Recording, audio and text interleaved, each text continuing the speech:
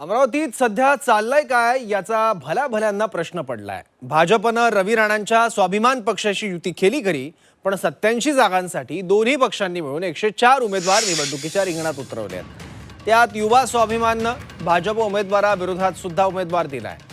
त्यामुळे ही युती म्हणावी की काय हा प्रश्न अनेकांना पडलाय। त्यात भाजपच्या नवनीत राणा या आपल्या पक्षाच्या उमेदवाराचा प्रचार सोडून पतीच्या पक्षाला साथ देत आहेत। युवा स्वाभिमानच्या उमेदवाराचा त्या प्रचार करतायत। त्यांच्या प्रचार कार्यालयाचं उद्घाटन सुद्धा नवनीत राणांनी केलं। त्यामुळे नेमकं काय सुरू आहे हा प्रश्न पडलाय। त्यामुळे टीका करण्याची नामी संधी अमरावती महापालिकेत स्वबळावर लढणाऱ्या शिंदेची शिवसेना कशी सोडेल। बरं झालं या चिखलातून बाहेर पडलो अशी जरी टीका शिवसेनेचे नेते अभिजित अडसूळ यांनी केली आहे।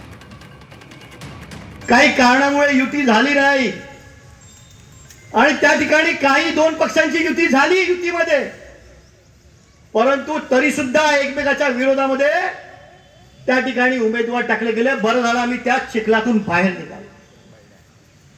फक्त राजकारणाचा चिखल तयार झाला त्या अमरावती महानगरपालिकेमध्ये की माझा येतो का तुझा येतो, तुझा मी पाडतो का माझा पाडतो, हा पक्ष त्याला पाठिंबा देतो, स्वतःच्या उमेदवारांना बाजूला ठेवून भारतीय जनता पक्षासारखा पक्ष।